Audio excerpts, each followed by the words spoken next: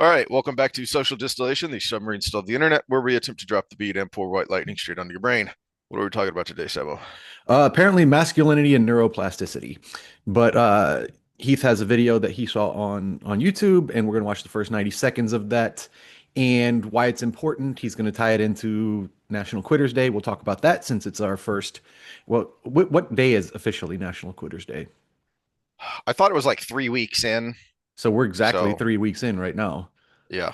So we'll bring that up. I'm gonna bring some of the neuroscience into it, and we'll just talk about culture in general and how that affects it all. So hopefully, if you, especially if you've got a young boy or you are a young male, this might help you. Or if you're planning on having children someday and you want to know why everything's so effed up right now, and is it even, how can I prevent these things from happening in the future? So I just looked it up, and apparently it's even worse than I thought because I thought it was 3 weeks. I No, thought it was National, two. yeah, the second Friday in January. So that's how long people So tend to make it with their National Quitters Day was, well, I mean, the second was a Friday, so the ninth. the ninth. Yep. Yeah. But the first was on a Thursday. So if you're looking at the couple of weeks that most people go, it's really more like the 16th. But the point being, people only make it 10 to 14 days trying to start a new habit, a new resolution. We don't make it very far as people. Yeah, which everybody makes a big deal about the first with personal trainers. A lot of times there's like a 2 week delay on that because a lot of people they make their New Year's resolution to get fit and they go to the gym. They don't necessarily hire a trainer. They don't make that big of a commitment.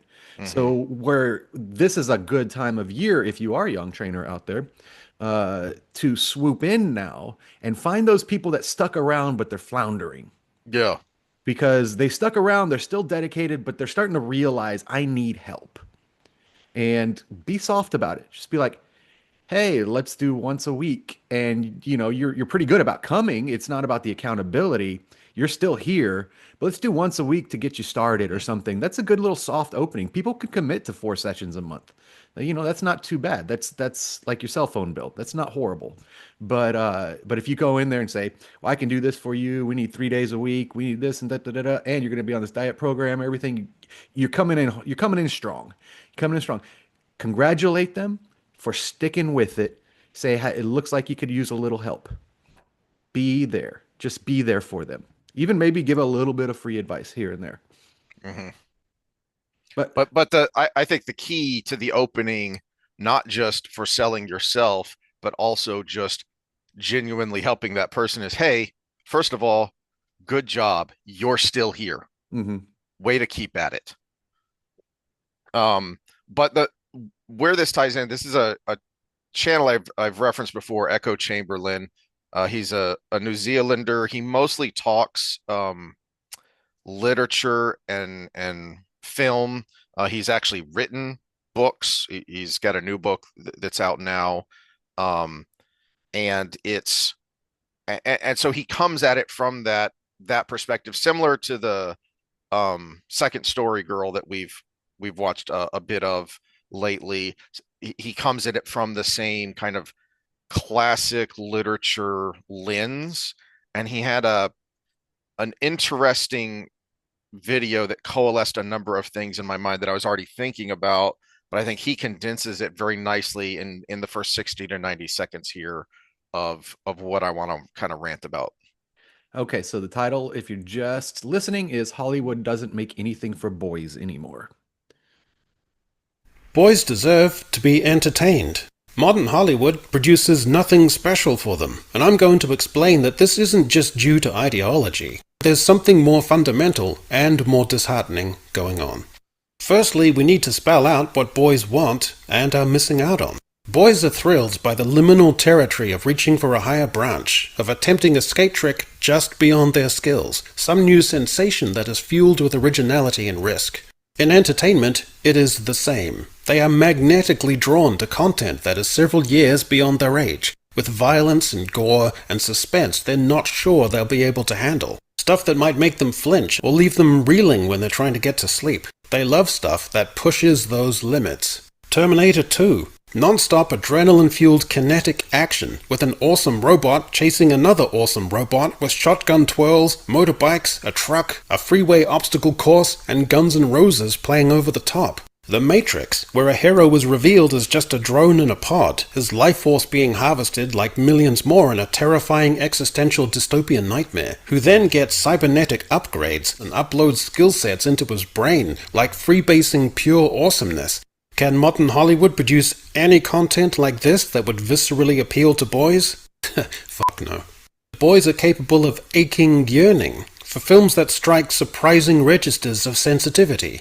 Bastian Bucks, up in the school attic at night, reading the never-ending story. And then he goes on to reference even more things that aren't necessarily the that are kind of the other end of the spectrum there, because his first set of examples were things like, and one of the things that popped into my head is the first R-rated movie I can remember watching. I was in seventh grade, I think, over at a friend's house, sleeping over, and watched Predator. Mm-hmm. One of the reasons I love that movie, because oh man, that just blows your mind as a seventh grade boy. Um, but that was one of the things I thought of when he talked about boys inherently wanting that, reaching for what's beyond them. So if you're a middle schooler, you're gonna want that media that the high school boys are watching, the games they're playing, the music they're listening to. Mm-hmm. It is natural for you to want to be older, more mature, doing those things. It is why forever boys played war. That's why G.I. Joe was one of the biggest sellers ever, Mm-hmm. for decades. It is that natural inclination of the boy seeing the manly thing and wanting to do it. And unfortunately, uh, this comes up a lot. It's almost like the comfort crisis should be a permanent display on your bookshelf back there because it comes up so much. But this Well, is kind of the same themes are in the boy related books I have up, Boys exactly and Men's and the Boy Crisis. Yeah. because there is kind of a six half a dozen chicken egg thing there of, okay, well, you've got to break the comfort crisis, but how do you do that? Well, you need to start young, and you need to make boys be comfortable being uncomfortable and not discourage them from doing, which is when I came across this video and I watched it, like that first 96, I was like, this is exactly what I want to talk about, that has been noodling around in my head for over a week. Based on a longer clip that I'm just going to briefly summarize here. The Steve Deace show, they had someone write in, and this is purely anecdotal, but you can look around and see plenty of evidence for this. And I I couldn't find the clip, and it was a lot longer anyway, so I'll just summarize it. Of a young woman, a college young woman who is attending a private Christian college, and was writing in to give her observations of some of the things they complain about on the show and why this is, and some of the things we talk about and complain about here, which is the dating crisis, the masculinity crisis, and but also the growing divide between um, left and right when it comes to young boys and women. And we've shown those statistics of teenagers to 20s, the boys, young men identifying as right versus girls identifying as left, and even more radically left, is a problem. And this young woman wrote in to say, yeah, this is all true, but there's another problem, another layer on top of this that is making it difficult to do anything, which is, even in her friend group of young women, more traditional, more conservative, I mean, again, attending a small private Christian university, she said it is incredibly difficult to find young men who are willing to do anything. that they just don't put themselves out there. They don't do things. They don't take initiative. And you can see this in the broader culture if you look at something we've talked about a lot, which is the awfuls. Who coined that term again? Affluent white Uh, female liberal. that would be Michael Malice, probably, I think. Yeah. So I know he's used it a lot. Other people have. But it occurred to me that people who talk about, I mean, we had the unfortunate incident in Minnesota with the woman who was shot by an ICE agent, and again, a lot of those protests, it's exploded now. But you just look at the video and it's, wow, that's a lot of middle-aged white women. But on the other side, you also have groups on the right like Moms for Liberty, which is a more right conservative group focused primarily on school board elections and what's and school policy. And that is a female led group. Why? Well, because there was no dads for liberty. Where the heck were the dads? Where the heck were the men? That, yeah, on both sides, women are the ones who are increasingly more active because they have to be, because the guys aren't doing anything. And I think one of the reasons for that is this idea of toxic masculinity that became, as we talked about when we talked about Helen Andrews's work and the essay she wrote, toxic masculinity became all masculinity. Mm-hmm. And a major part of masculinity is doing things, is accomplishing things, is it is it is why those stories were and are appealing, is because those stories that Echo Chamberlain was referencing, both in general and the particular stories, you know, once a week we ramble about the Wheel of Time. And what is that? Well, at its core, it is three young boys who become men by doing things and doing important things, doing dangerous things, doing significant things.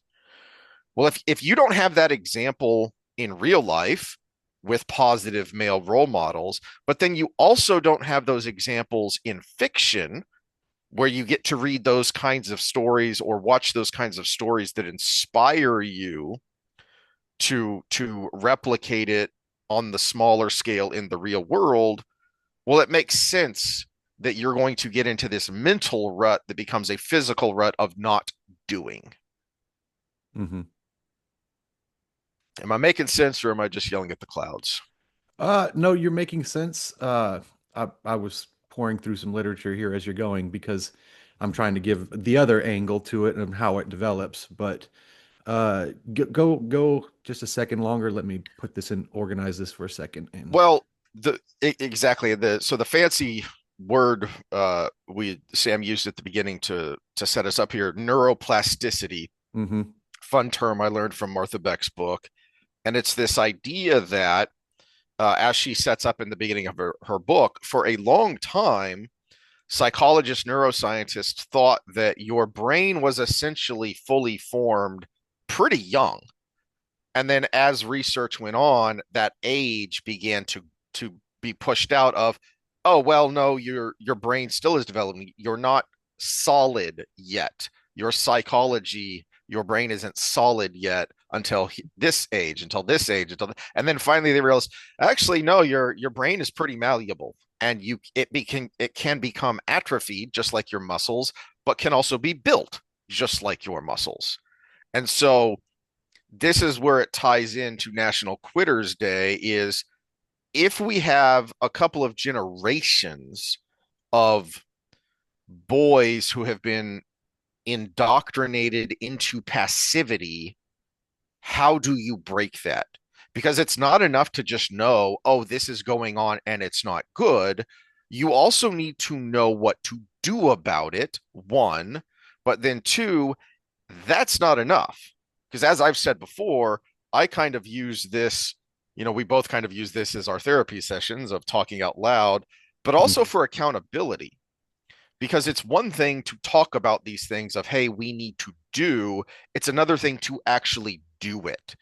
I'm the uh, latest semester has started. I'm still taking legal courses, going back to class, and I already don't want to go to class, but I know I need to. Hmm. And having, something like this as an element of accountability, I know I need it because I need to keep putting one foot in front of the other, because once you sit down, it's really dang hard to get back up. Hmm. And so that is where I wanted you to come in with the witchcraft of it, of okay, what are some things we can do to keep that cycle going? Because one of the reasons we almost all start New Year's resolutions is because it feels good very briefly to do a new thing, to but then that newness, that excitement wears off and we stop caring, and it becomes very easy to just sit down. We can equate this to our relationship episode. We talk about the honeymoon phase Mm, versus the long-term attachment. If you don't develop the things that create long-term attachment during that honeymoon phase, you're going to crash and burn as soon as those little brain chemicals that keep it all nice and fresh go away. That's a little longer than your New Year's resolution because, I mean, reproduction is a very powerful drive for us. And not picking up the Oreos is actually trying to reverse engineer nature because you are hardwired to want the caloric rich food because our bodies are not used to this weird is in the technical term, Western industrial, educated, rich and democratic society we're in, where you can have that again 10 minutes from now. Whereas when we saw something that was calorie dense in nature, it was like, I need to eat as much of that as I can as possible because I might not eat for 4 days. And so the New Year's resolution is actually fighting the hardwiring, mhm. but the pattern is the same. Whereas with reproduction, we're fighting the hardwiring to not bounce relationships or to not make a dumb decision of with the partner has like 30 million red flags or might be a psychopath or might be a narcissist, right? So it takes longer, but it's the same cycles, right? 2 weeks is not very long, but that's you have to in those 2 weeks develop a habit. And everybody says 21 days for a good habit. Well, no wonder 2 weeks people fall off the wagon because we haven't gotten to 21 days yet, right? So on the subject of neuroplasticity, what that means is our brain's ability, and I'm going to go the entire nervous system, the nervous system's the main player of that being the brain ability to change physically to the behaviors you're doing and actually make physical permanent changes to that or semi-permanent changes to that because you can revert, but actually have physical changes to the behaviors you're doing that are going to ultimately encourage those behaviors. And memory is a good example of this. And kind of where I went with this is because it's easy to remember the mnemonic for memory, and it applies to other behaviors. So the acronym for the mnemonic for memory is MEDIC. And MEDIC is meaning, errors, distinction, importance, and context. So if you have a perfect blend of those things, you are more likely to remember something. And to get back to boys and adventure and all of that, well, okay, so you saw a good example of something you want to be, the hero of the story. There's Mm, your mhm. meaning.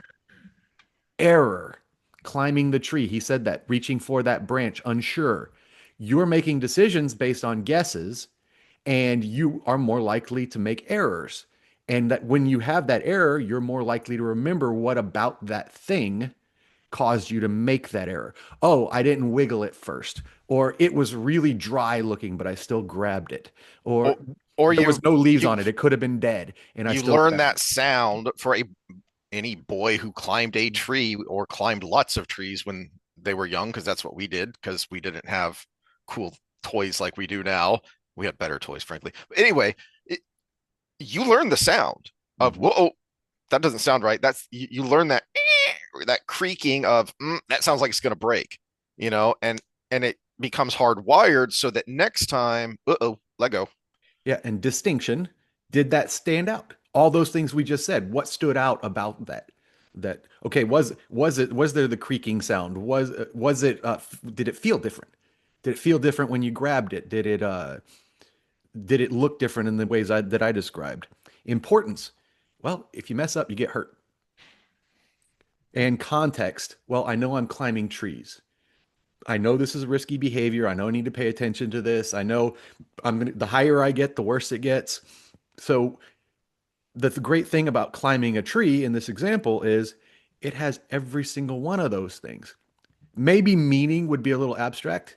You know, you brought up Predator. He had to climb the tree with a bow and arrow and wait for him. Maybe that is what you were pretending to be, the Mm-hmm. hero of the story in your little play outside in the woods.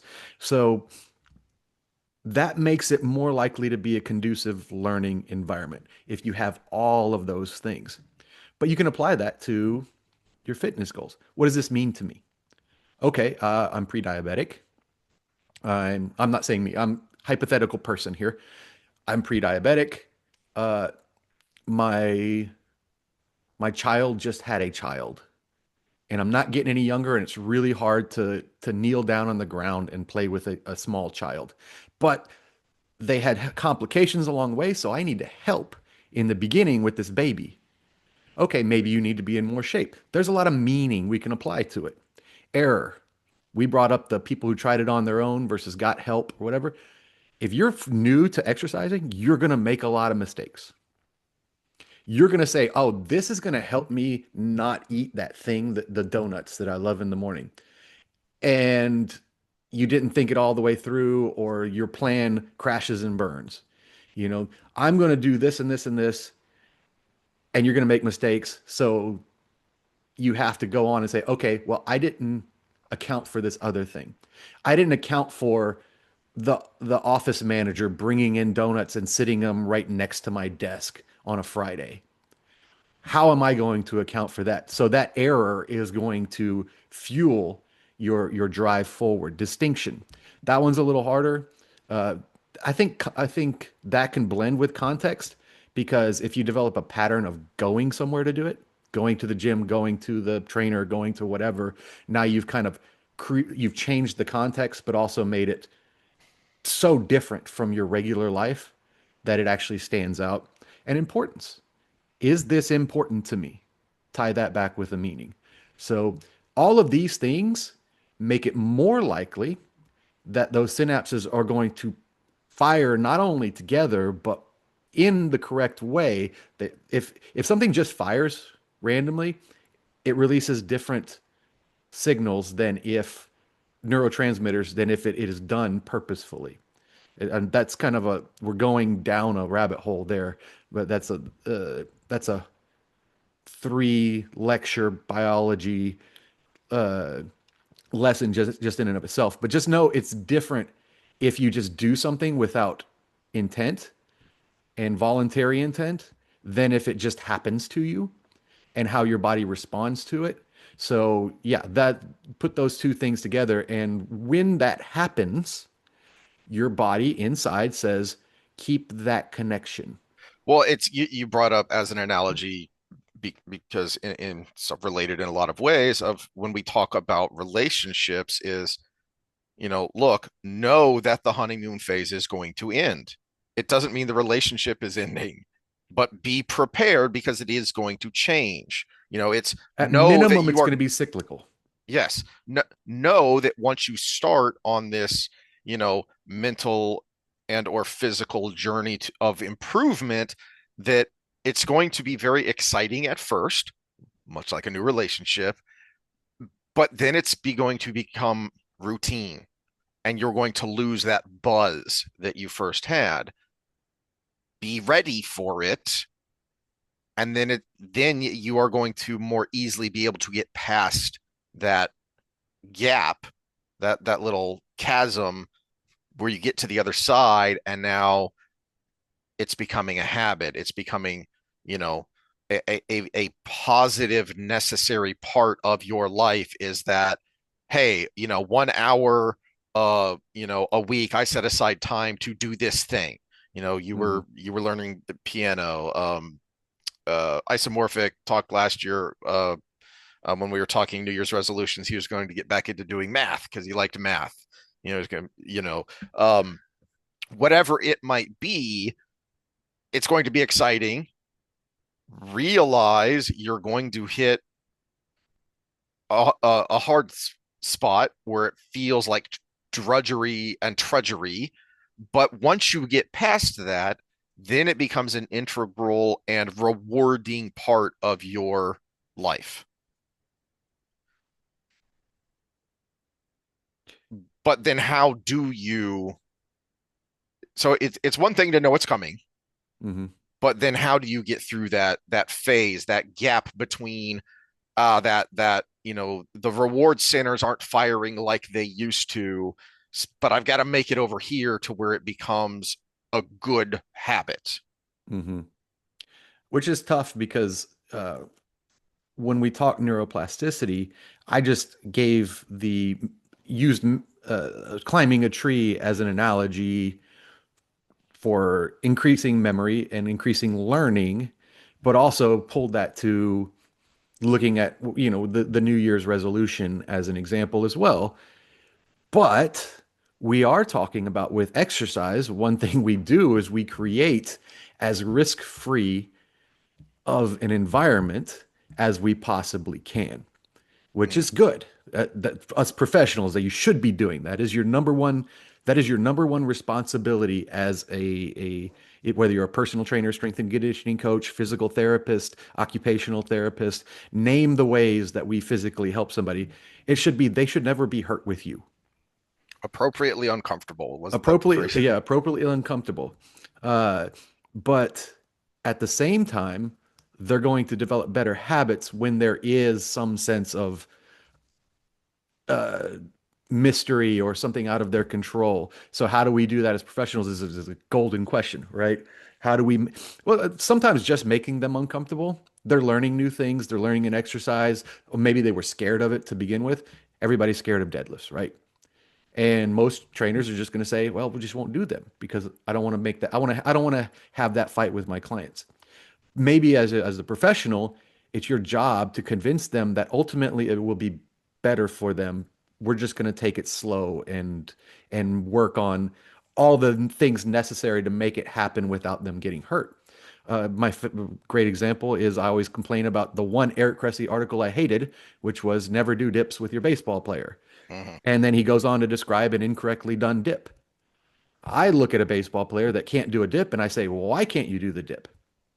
Maybe there's something we need to work on that shows up on the dip that might show up 5 years from now when you throw a ball.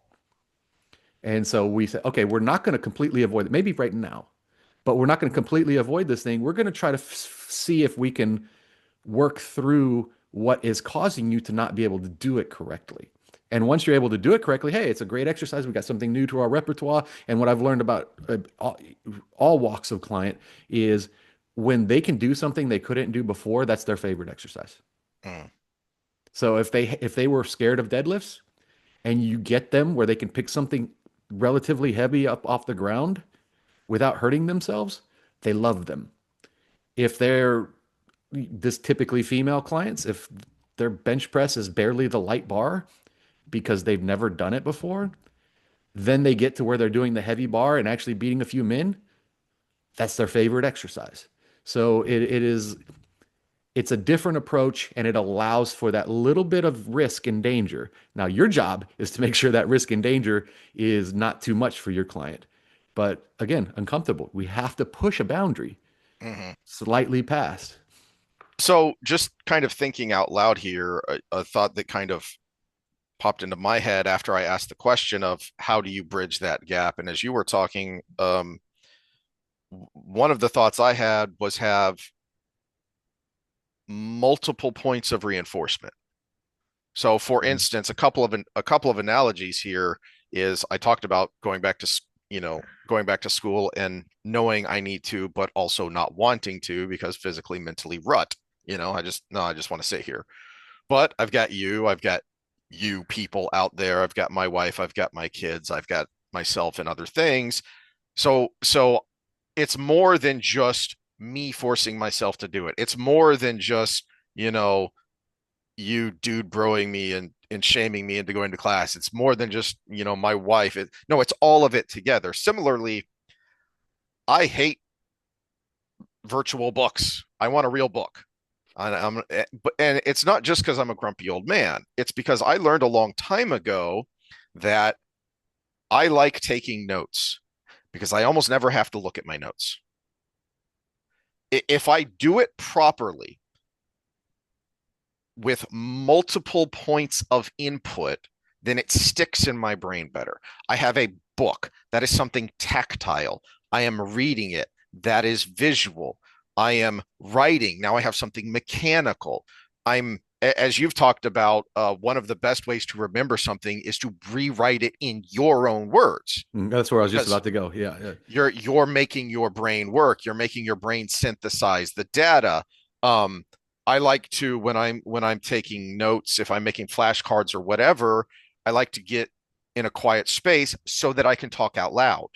So now I'm talking and I'm hearing on top of all this. So just like if you're building something, you don't just have one support. You don't want one point of failure.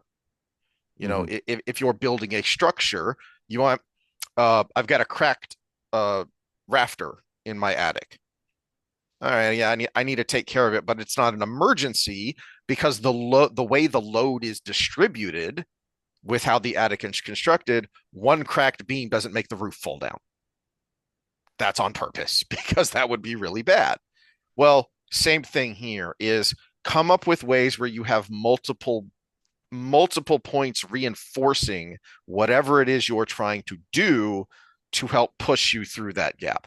Hmm. Yeah, and it's very important distinction there. You said summarizing into your own words when you write your notes. Don't verbatim your notes because then another concept happens, which is the reverse of what we're talking about, where it's called cognitive offloading. So if you ever have trouble sleeping because you have ruminating thoughts, get up and write down the thought word for word that was in your head, and your brain says, "Ah, it's on that paper now. I don't have to think about it." So cognitive offloading is this is the slippery slope, which is one, which is the other. And it's just like grabbing that branch when there was risk is different than grabbing, a plastic monkey bar or a metal monkey bar that was built by humans because you already trust that it's going to hold. Mm. And so, yeah, it's crazy how the brain distinguishes between those two things. It removes the importance of did I make the right decision. In fact, one of the things I brought up was the literature on developmental benefits of natural playgrounds. Hmm. And one of the reasons they cite is the perceived risks and the fear of litigation. But then they did studies where they replaced some of these things with natural uh, playgrounds, and there was no increased risk. And even where there was the where there was the increased risk, the children became more resilient in the I process. love the last line of that first paragraph there. Yeah, it appears the fears of risk in adults, excuse me, it appears the fears of risks in adults were greater than the fear of getting hurt in the children. Yes. And the best judge, I mean, obviously, your kid's running out into traffic, stop them, right? But if it's, hey, I think I could climb that that sand hill. I think I could climb X amount up into that tree. Don't stop them. I think I can I didn't really have a bike growing up just because of where we lived and everything, but look at the kids in the neighborhood when they get their bikes for the first time. What Mm. are they building? Makeshift ramps, right? They're building the makeshift ramp. If you went on Amazon and bought a pre-made fabricated ramp and put it out there for them, would they have the same experience as if they went out and grabbed some pieces of wood and some nails and put it together themselves? No, not at all. It, th this also that last sentence there, and just this idea connects to something you said when we were talking about the new food pyramid, the inverted pyramid, which was a lot of the old pyramid. The idea that grains should be at the bottom came from what what was really a toxic empathy idea of, well, but if we make these grains our staple and heavily subsidize them, no one will ever go hungry again. People will always have something to eat. People will always be full. Um, one, that didn't happen. And two, the unintended consequences actually made things worse. Well, I will say it did happen because poor people are fat. So they are fed, but the diabetes is down the road. Just like when you have your child out there and you're trying to mitigate all risks as the parent by taking them to a sterile environment under supervision for play. And it ceases to be play because there's a referee involved because the Mhm, supervision. Yes, they're less likely to get a boo boo that day, but then they're adult babies later. mhm. The adult baby is the diabetes of psychology. It, uh, when, when we still had Cap, and we brought him down a couple of times with us, because we came to visit, and you know, when you have dogs that don't know each other, you've got to let them sniff each other out. And there's going to be some growling, there's going to be some snapping, and you're there to grab them and pull them apart if it goes too far. But you also have to let them work it out, or else they're never going to integrate. Eventually, once they kind of worked it out, Hambone and Cap were part of the same pack, Hmm. and they wanted to play. There was some to begin with, but then they figured it out, they worked it out, and okay, now we're buddies. Now we can play. But that would not have happened if we didn't let some of that um risk play itself out. Because there was a risk there that they would fight. They're dogs. That's what they do, especially strange dogs, and you're in my house, Hmm. right? But you've got to allow that risk in order to get the benefit. Hmm. Trying to think if I'm going to segue on to why, because I was thinking about it too, because there was a couple different ways we could have approached this. And one of the things that he was talking about in the video, if you go a little further, was that not only do we not see that those examples for our boys anymore, and I'm going to lump in there that the lack of fathers creates an even bigger hole where we don't see that example. And actually, even first world fathers, where most people have a desk job these days, and uh, when I the worst, one of the most disappointing training sessions I ever had in my entire life was when I had to teach the 40 some odd year old man how to swing a sledgehammer. Ooh, So even when and actually more likely the dads that stick around tend to be the ones that are the kind of beta male example that I just pointed out there. mm, So we're losing at home the examples, but we're also losing in media the masculine examples. In fact, he's very, very right to point this out in that video. It's even gone further that if there is a male in an interaction, and I'm going to bring up a specific example which might have spoiler alerts. I don't think it'll spoil the show, but it might spoil your willingness to watch the show, but it won't spoil the show as far as plot or anything. But not only are there not people being masculine, but they're being emasculated by the female lead yeah. in everything that's out there. And I'm going to bring Stranger Things back into this. And I've kind of gone back and forth with someone and I can't say too much to her because I don't want to spoil the plot, But she's like, oh, this is my favorite character. And I'm like, oh, yeah, that one. She's such a strong woman. I'm like, okay. So this show, the premise of the show, you brought up 80s nostalgia. But what is the premise of the show? Four boys who Hmm. play Dungeons and Dragons end up being pulled into the main adventure in real life Yes. because of supernatural things that are occurring in their hometown. And because of their experience with this role play, which would be the masculine if we were to pull it, if we were to tease it out properly, their experience in this role play trying to be heroes, they're idolized heroes of fantasy lore, Tolkien, and name your fantasy lore that they might have been into. I think they do reference.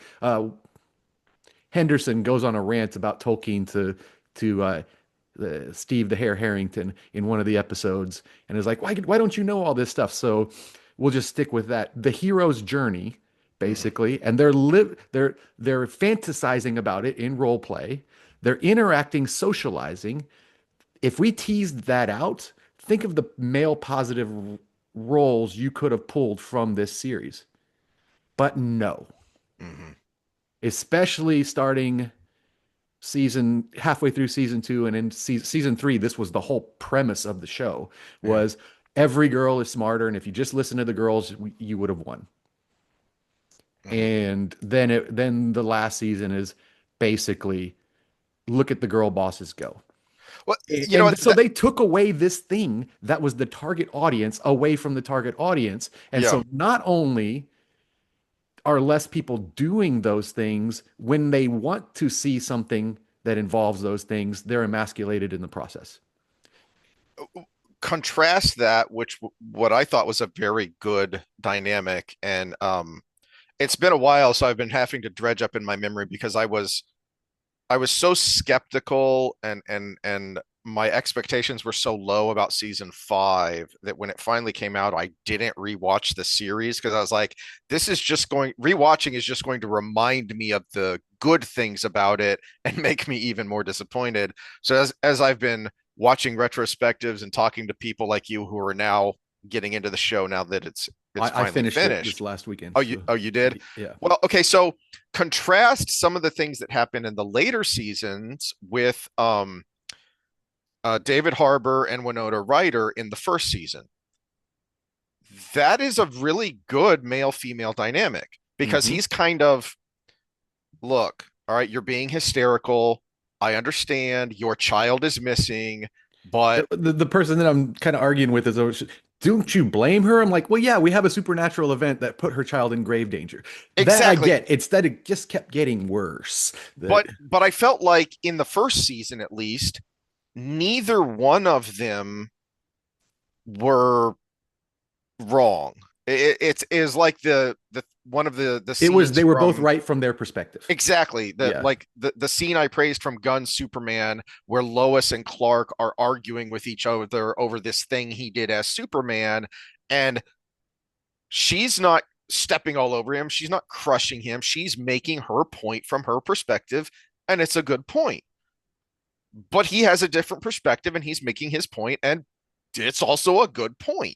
So I thought the dynamic between those two, the characters and of course the actors were both great in season 1 was really good, and it allowed Winona Ryder's character to be a strong character but not being a girl boss. She's just a mom In fact, who's the desperate to opposite of a find girl boss. She was yes. desperate. Yes. I mean, she was hysteric. She That's a naughty word you're not supposed to say, but she mhm, actually, the reason why, I liked her playing that role was because I got annoyed with her, but you were supposed to.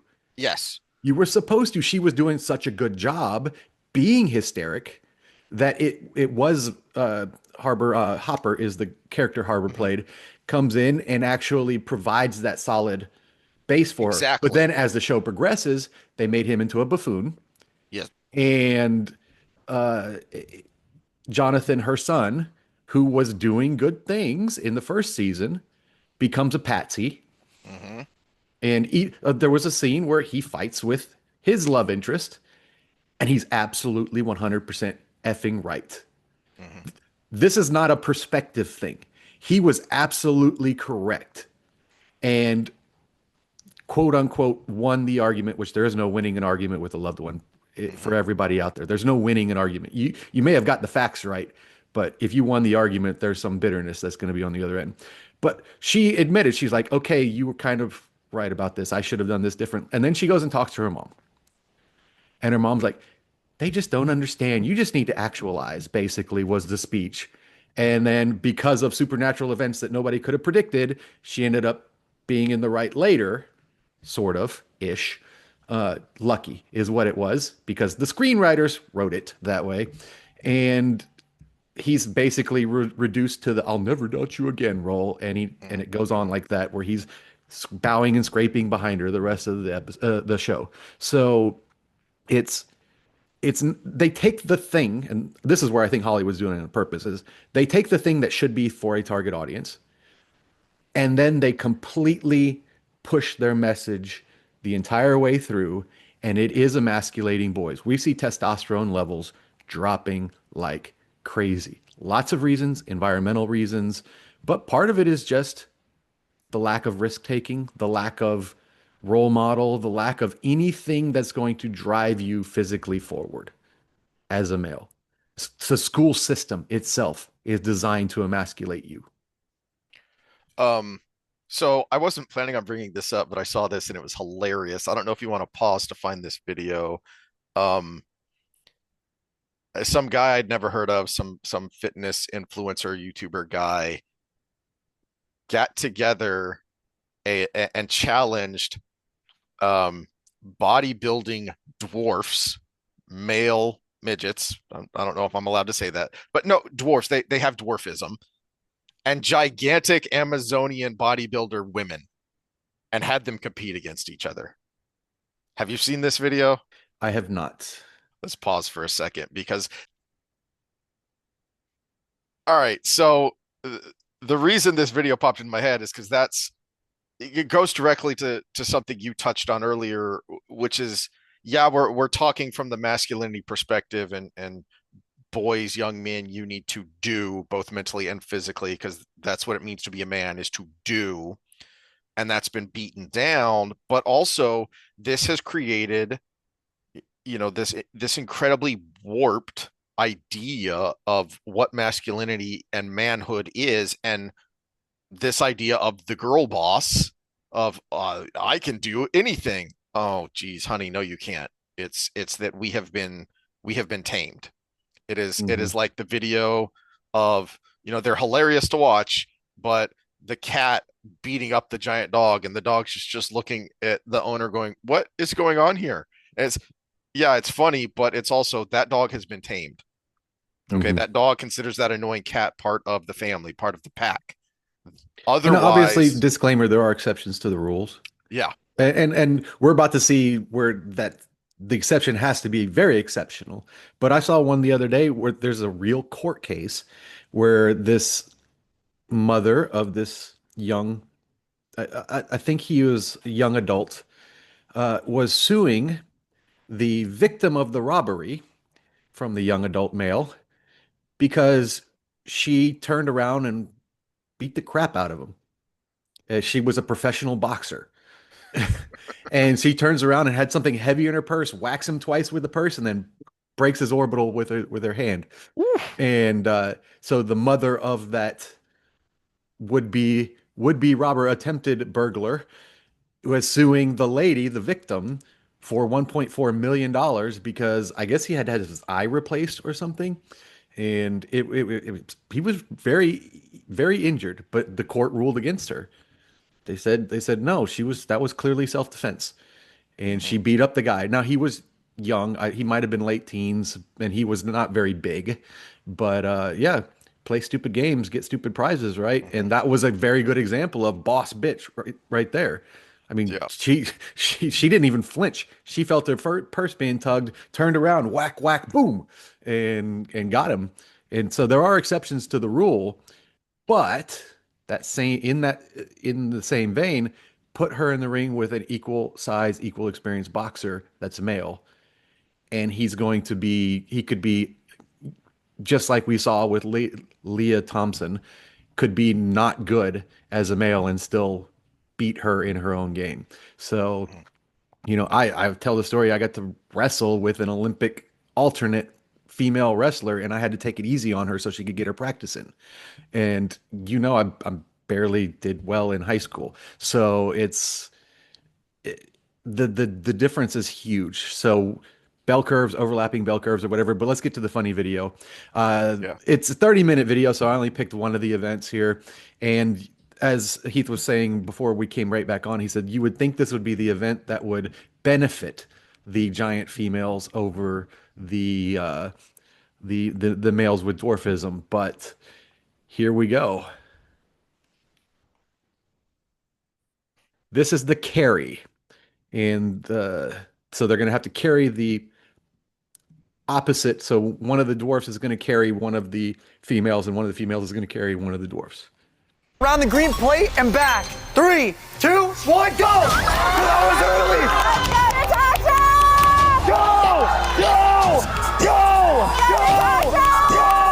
Go! And the lady's down on one knee. Oh, she's on both knees. Oh, she can't, she can't carry the tiny dwarf. Go! Winners! Winners! All right, and for those of you just listening, these are guys with dwarfism, so they're like 3.5 feet They're tall. up to the belly button of the women they're competing against. Yeah. Exactly. It is, and I assume that was part of the point of setting this up is you cannot create a stronger visual contrast. And this video comes out at the time when the Supreme Court is hearing oral arguments on the Title IX challenge to allowing people who want to go from an automatic to a manual transmission or vice versa to compete in women's sports. And Supreme Court Justice, I'm not a biologist, is suddenly a biologist and says, well, why can't they? There's nothing wrong with it. Well, here you go. Well, here's a Here you great go. example. We talk about American football all the time. There is no rule that it has to be a male competing in that sport. Mhm. Other than the occasional kicker at the college level, you're not seeing it. Mhm. You're not seeing it at all. There's no rule against it. They say, oh, well, they don't include us.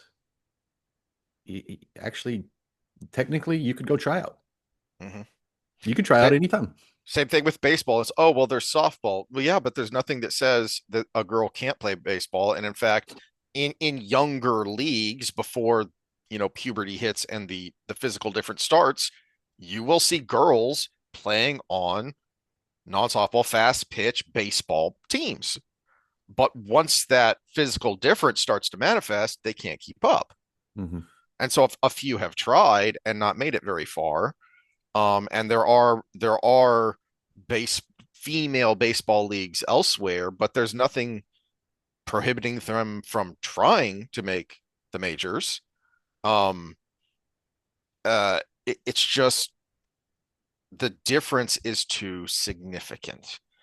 But because we have created this warped idea of what men and masculinity is through generations of emasculation, we have not only put boys and young men in a mental and physical rut, but we have warped the idea of what manhood is for women as well. It's not good for either of us. As one of the reasons we keep talking about Wheel of Time is because, as Robert Jordan said, quote, the theme I keep harping on is that men and women need each other to do their best, to be their best. Okay, so And here's a good example because we just talked combat or contact sports. The 2026 Chevron Houston Marathon winners, Zohair Talbi for the U.S. for men, setting the course record with 2 hours, 5 minutes, and 45 seconds. And Kali Thackeray from Great Britain, excuse me, Callie Hauger Thackeray, hyphenated, for from Great Britain for the women, 2 hours, 24 minutes, and 17 seconds. So we have almost a 20-minute difference between the best in Houston at that time, which I'm assuming they're competitors worldwide, against the best at that moment for females. That's 20 minutes out of 2 hours. That's about a sixth of the time difference. So 18% ish. I want to segue into, final thoughts here. Yeah, Um, yeah, we do. is we we've been ranting about football because it's the football playoffs, and I don't know if I'm being too grumpy, old, cynical, conspiratorial, but is it just me, or is this push for flag football, and especially girls flag football, a push to get people in who don't know the sport and don't like the sport?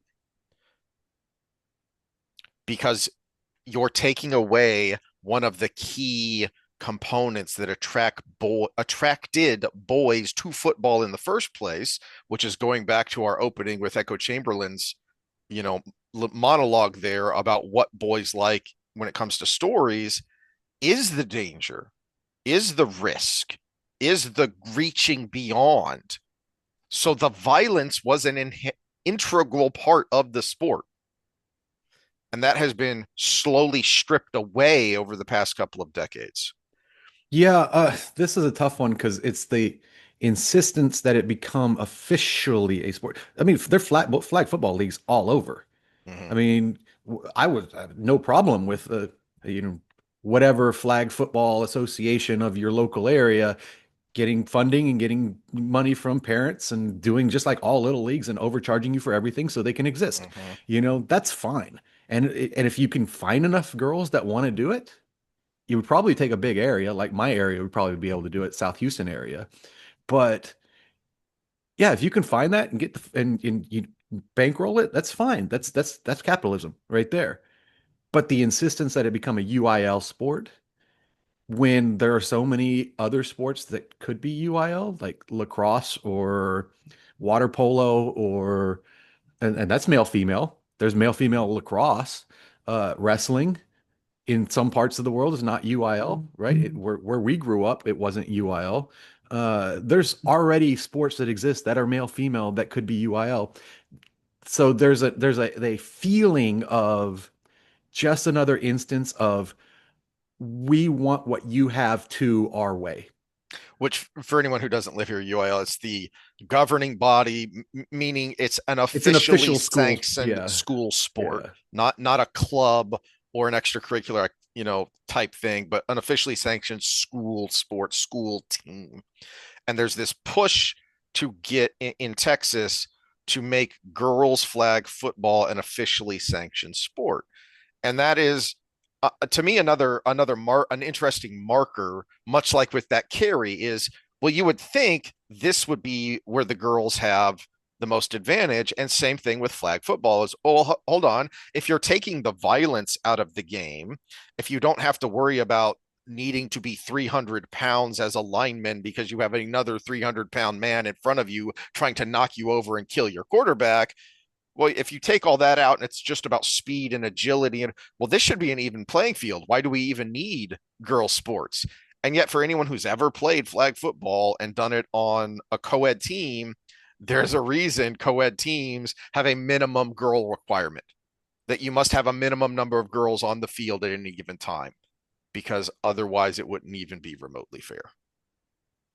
Because even when you take out the violence part of it, there is still such a huge physical difference that you cannot have a truly competitive co-ed team. Certainly not a co-ed team versus an all-male team. The all-male team would dominate. Yeah, and there's just something about just competitive sport in general, which I would like to say also might have been the problem, the growing pain of the whole integration into the workforce too, because some work environments are competitive. Here's a list for you. The top chess champions in the last 100 years. Do we see a female name anywhere in there? The example I thought of off the top of my head is there's still only been one female poker champion. And in fact, it was not that long ago, a male entered an all-female poker uh, competition tournament and wiped the floor with everybody. And everybody's like, whoa, we don't know why this happens. It's probably pure aggression. Mm. The way people bet in female poker versus male poker is a lot less aggressive. It is a lot more play it safe. Back to our playgrounds. Who's designing the playgrounds? Is it some dude that used to, play roller hockey and climb trees as a child? Or is it some mother that's trying to mitigate all risk for the children? It's a committee of mothers. Yes, exactly. Yeah. All right. Well, speaking of football, Hey, we were uh, 50-50 last week. yeah. Um, it at least there was some excitement there, except for the blowout of Seattle over the 49ers, which I expected Seattle to win that game. I didn't expect them to destroy San Francisco. That, to me, that was the most surprising game. Second most surprising to me was the Texans game, not because they lost, but because of how they lost. Um, 5 turnovers. Ouch. Yeah. Um, 5 turnovers by one person. four, because one of them was overturned. Because I think he had a fumble He that had was four in the first half, and then he threw another interception in the second half. okay. I was thinking it was five total um turnovers, but it was five just from Stroud. Hmm. Okay. Which I mean, the Yeah. the the the the chatter is going, because there's oh, he's a flop, he's a bust, and da da da, and then there's oh, well, you just don't know, it's everything else. Hmm. And I'm as always, something in between and a little bit more nuanced. Hmm. And I'm like, yeah, bring him for his fourth year option. That's fine. But also bring in somebody who can compete with him. And don't sign that big, because this would be typically the offseason that if he was the guy you want to go with, you would restructure his contract, get the signing, go ahead and get the extension before he goes into his last year, because that makes the player comfortable because they don't have to, they have their contract if they get hurt. And they have the commitment from the team, and it makes the team comfortable because now I can plan for the future with this guy because now I know what I'm paying them. If they pay him a lot of money, top quarterback money this offseason, I'm angry. If they bring him back for his fourth year option and say, this is the year that you earn that contract, I'm fine with that. I'm fine with that. As long as they bring in somebody that's like, okay, if you're not earning that contract, this person might be coming in later in the season because that might be our future. Put a little pressure on him. Hmm. And who knows, maybe there's another Sam Darnold out there that was just in a bad situation. When you talk about who you're rooting for now that your team's out, I'm not rooting for any team. I'm rooting for Sam Darnold to get his because he put in his time playing with the Hmm. Jets. And then he went to Minnesota and he balled. And they got rid of him because they had a young guy. And now he's in Seattle and he's balling again. So I'm like, get yours, buddy. You got to eat Yeah. now. That was what made this that is what made the Bears game so good to watch, but also so frustrating because I was rooting for the Bears and for Williams. Again, another turnaround there of Williams was his first year deemed a draft bust Mhm. because he was a top pick and he did not look good in his first year. And this year he's been good. Now he still had some rookie-ish, young guy errors, but he didn't have the errors Stroud had. He showed Um, improvement. and And and and the surprising and disappointing thing to other thing to me about the week is because I was rooting for the Bills, and I picked the Bills because if there's going to be if a game is going to be close, or if I think it's going to be close, I'm going with the veteran quarterback. And yet, one of the reasons that game was so close is because the veteran quarterback, Josh Allen, had several turnovers in the first half. He was forcing things and he was not playing well. And Bo Nix was the one who played well. He played like the veteran. Hmm. Which is crazy that he broke his ankle on the kneel down at the last play. So Wait, what? That's what it was? that's well, I mean, it's either that play or the play before it. And would he have come back up with a broken ankle to run the kneel? Wow. I did not know that because I just saw that he was out with a broken ankle and I never saw It was one what of those two plays when it happened because he and got up how it hobbling happened. from kneeling the ball down. Whether he just got up knowing it Wow. was going to be a kneel down, but also knowing something was wrong from the play before. Wow. I mean, we'll have to get it out of his own mouth. But the of the second year quarterbacks, there were three in the divisional round, and now the only one that's left is Drake May. And realistically, he played pretty bad against us. Of course, our defense played really well as Mhm. usual, but they kept getting the ball back. Five turnovers. Just the fact that we only allowed 7 points off turnovers is amazing Yeah. because we kept giving them the short field and our defense kept coming through for us. Plus, yeah, yeah, you had the pick six. You also had a lot of short fields, a lot of quick turnarounds because of those turnovers. The defense can only do so much. Talk about a masculine, emasculating and a masculine approach to things and how the NFL, you bring up rules, which is part of it, but what is the theme of the rules? Play a safety, right? But also, I want to see what's going on in that locker room because everybody on the podium, you can't trust what they're saying right now. Yeah. They're like, no, we're with our guy. He's the future. He works hard. This was just a bad game. We've got his back and everything. What is that defense saying to him in the locker room? Because it wasn't just this last weekend. No. The weekend before was just as bad. All year was really bad. And when Daniil Hunter has that strip sack of Drake May that gets recovered, and they're walking to the sideline, high-fiving each other, getting their jackets on, sitting on the bench, and as soon as their butt touches the bench, defense back out because it was intercepted 2 plays later. Hmm. So the ball was given back within a minute and a half of giving it to them. How are you feel? You're tired. It's sleeting. You just got your warm jacket on and get back out there. Do it again for us. What does that locker room look like? Not good if you don't have good leadership to keep everything together. Because yeah, that's rough. Well, even with good leadership, at some point, that leader needs to say, hey, this side of the room are working their butts off. Hmm. This side of the room, what the hell is going on here? And I think that's where we'll never know because it's always when the player's gone that everybody comes out that there was a problem in the locker room. But as long as they're all together, we'll never know. But I think you'll know from the way they handle the contract. Yeah.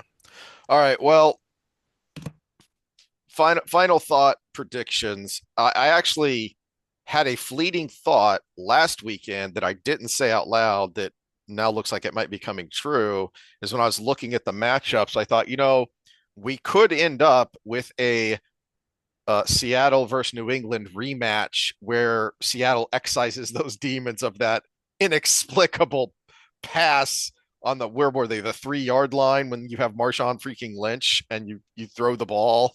Mm-hmm. Why? So Seattle fans might finally get to excise those demons because I think it's going to end up being a Seattle New England rematch, which I really don't want to see, but I think that's what we're going to see.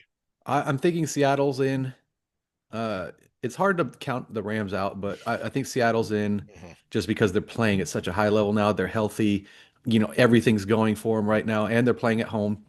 Uh, I think it's a 50-50 game in Denver. Yeah, you lost your starting quarterback, so we have the complete wild card of who this young guy is that hasn't played in 2 years and what he's going to do.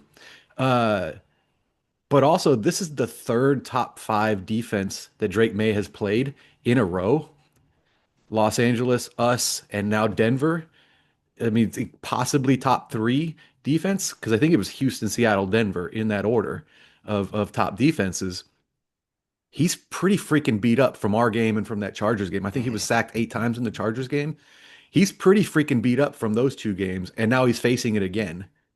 So I think defense is gonna get you to the championship this time, and I think it's 52% to 48% in favor of the Broncos. It's not very confident, but that's where I sit. The main reason I'm leaning New England is I have no idea who this backup quarterback is and how he's. I mean, yeah, Sean Payton is a great quarterback coach, and but I do think one of the keys to New England's success this year has been Vrabel putting his young quarterback in a position to succeed.